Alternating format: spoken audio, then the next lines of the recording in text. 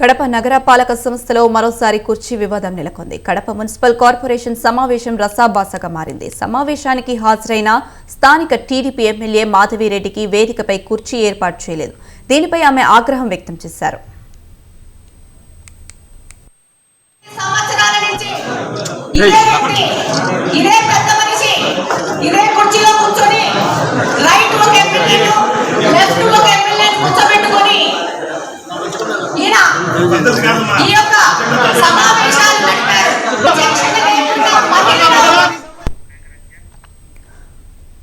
మహిళలను mayor అవమానిస్తున్నారని fire అయ్యారు MLA Madhavi. మహిళలను అవమానిస్తే మీ నాయకుడు సంతోషిస్తాడేమోనని అన్నారు. తన కుర్చీని లాగేస్తారని మేయర్ భయపడుతున్నట్లున్నారని, అందుకే ఆయన కుర్చీలాట ఆడుతున్నారని విమర్శించారు.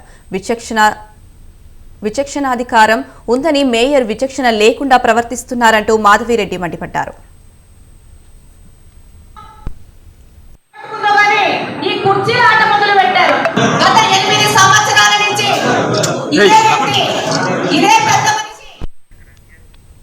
కడప మేయర్ సురేష్ బాబు ఎమ్మెల్యే మాధవిరెడ్డికి మధ్య వాదోపవాదాలు సాగాయి. కుర్చీ లేకపోవడంతో ఎమ్మెల్యే నిలబడే ఉన్నారు. మేయర్ కుర్చీకి టీడీపీ వైసీపీ కార్పొరేటర్లు నీళ్లొచ్చి నిరసన తెలిపారు.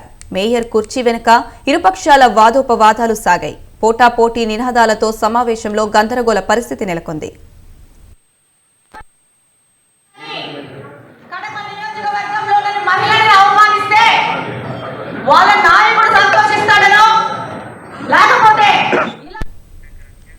టీడీపీ వైసీపీ కార్పొరేటర్ల మధ్య తోపులాట చోటు చేసుకుంది. మరోవైపు ఎమ్మెల్యేకు కుర్చీ ఇవ్వకపోవడంతో నగరపాలక సంస్థ కార్యాలయం బయట ఆమె వెంట వచ్చిన కార్యకర్తలు నిరసన వ్యక్తం చేశారు. మేయర్ డౌన్ డౌన్ అంటూ నినాదాలు చేశారు. మహిళలను గౌరవించాలన్నారు.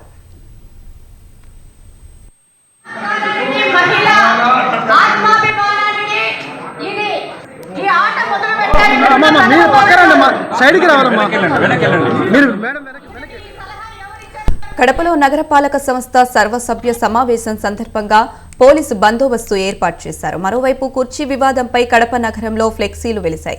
ఈ క్రమంలో నగరపాలక సంస్థ కార్యాలయం వద్ద పోలీసులు 144 సెక్షన్ విధించారు.